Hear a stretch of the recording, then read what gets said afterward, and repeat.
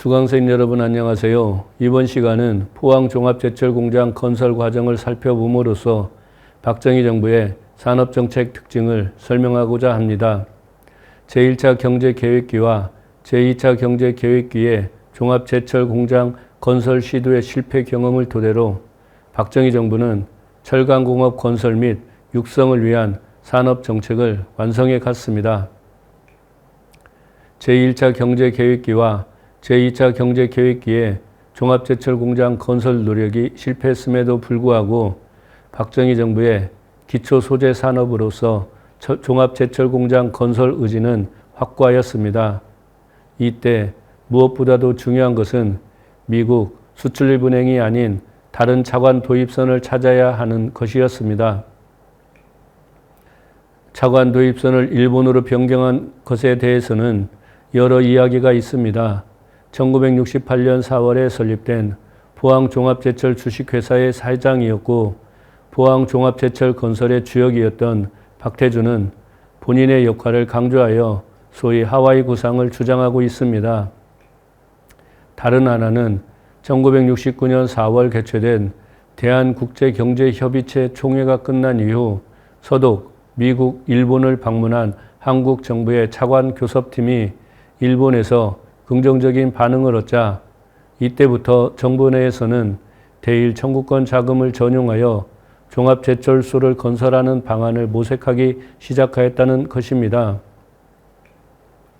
박태준 사장이 기사의 대표였던 포이 회장을 만난 후 하와이에 잠시 머문 시기가 1969년 4월이었기 때문에 박태준 사장의 기여가 전혀 없었다고는 할 수 없지만 대일 청구권 자금의 전용이 공식화된 것은 한국의 차관 교섭팀이 일본을 방문한 이후였다는 점은 분명한 것이었습니다.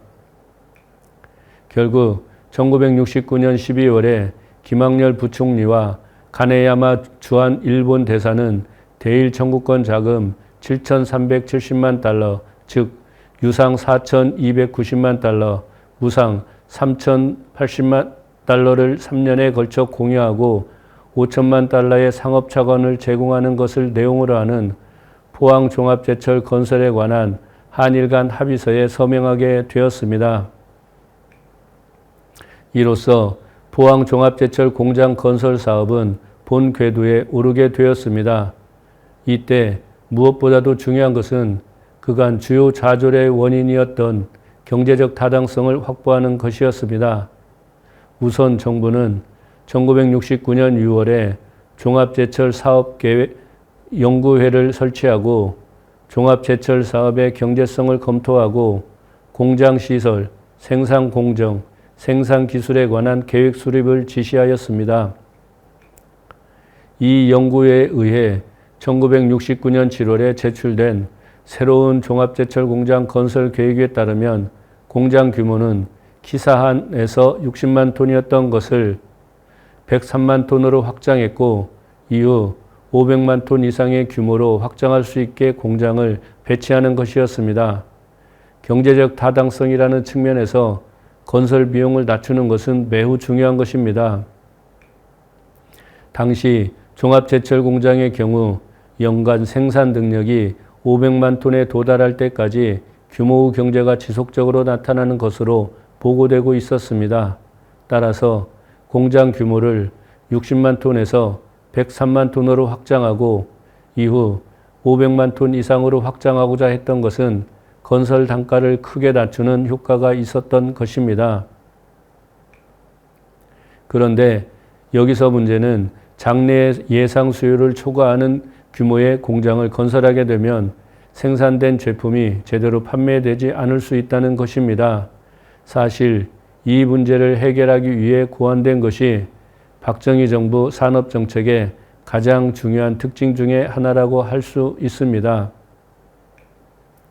박정희 정부는 종합제철 공장을 건설 육성함과 동시에 철강에 대한 수요를 증대시키기 위해 관련 산업을 동시에 건설 육성하려고 하였습니다.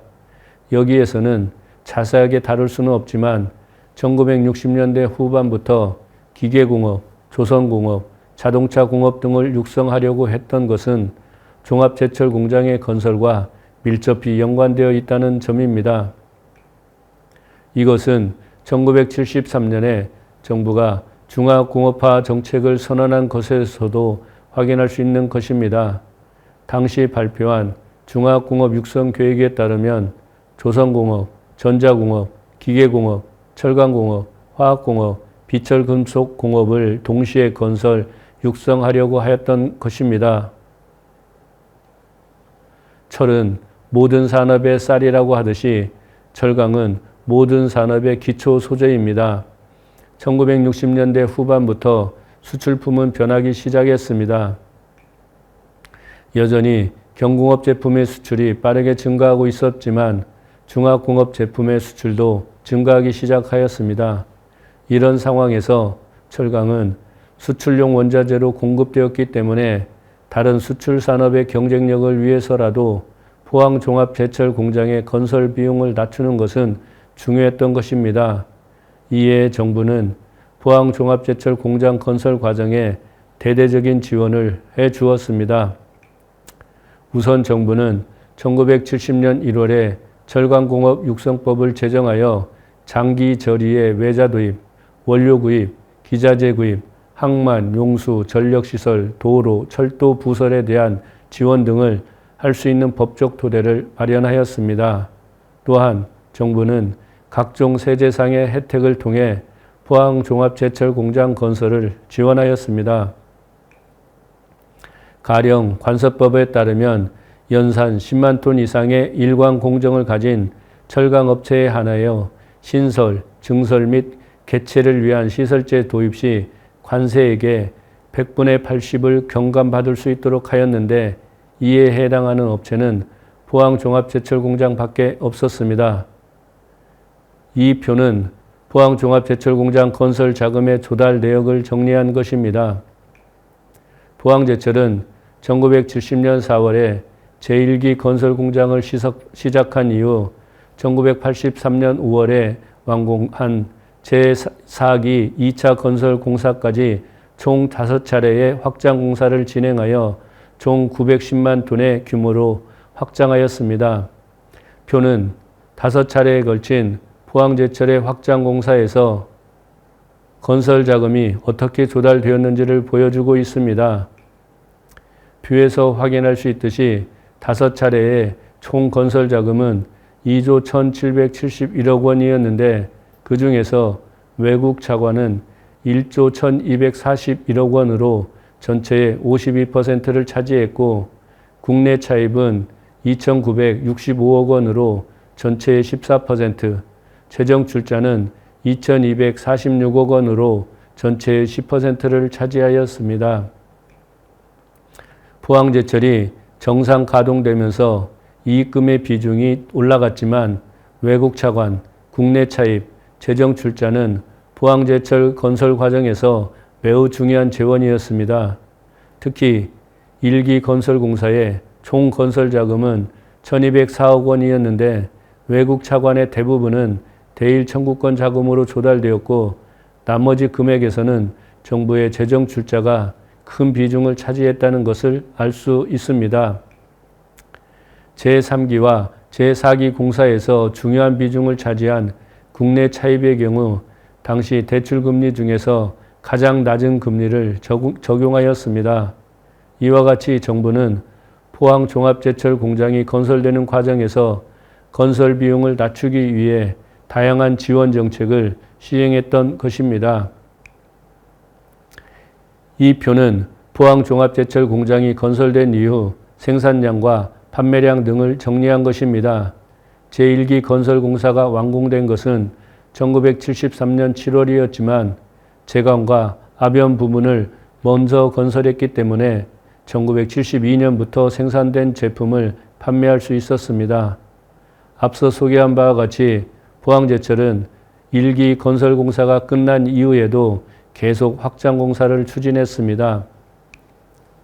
뷰에서 확인할 수 있듯이 이 결과 조강 생산량은 매년 빠르게 증가했습니다. 1973년에 45만 톤에 머물렀던 생산량은 1974년에는 100만 톤을 넘어섰고 제2기 건설공사가 완료된 1976년에는 200만 톤을 넘어섰고 제3기 공사가 완료된 1979년에는 528만 톤을, 제4기 공사가 완료된 1981년에는 819만 톤으로 짧은 기간에 조강 생산량이 매우 빠르게 증가했다는 것을 알 수 있습니다. 이 표에서 더욱 놀라운 것은 생산 첫 해부터 수출하기 시작했다는 점입니다. 초기에는 그 비중이 낮았지만 공장 건설 직후부터 수출할 수 있었다는 것은 종합제철공장 건설부터 건설 당하려고 노력했던 것에 라고 할 수 있을 것입니다. 이상과 같이 종합제철공장이 건설된 수많은 시행을 겪었지만 제1기 이후에 포항 양적으로뿐 아니라 질적으로도 세계 절강업체로 성장했습니다. 포항종합제철 이렇게 빠르게 성장한 이유, 무엇보다도 중요한 것은 철강공업을 육성하는 정부가 포항종합공장 건설을 지원했기 때문이었습니다. 는 철강공업 육성법을 제정 공장 건설에 필요한 지원해 주었을 세제상의 지원, 철도, 용수 등에 필요한 기반시설 적극 지원하였습니다. 물론 이 강의 충분히 다루지는 않았지만 포항종합제철이 시간에 빠르게 성장할 수 있는 또 다른 이유에는 공장 건설과 운영을 주도한 역할도 중요하다고 할 것입니다. 이번 강의는 첫 번째 강의로 산업과 산업정책이라는 주제로 살펴보았습니다. 다음 11번째 강의에서는 경제개발계획과 수출이라는 주제로 강의를 이어가도록 하겠습니다. 감사합니다.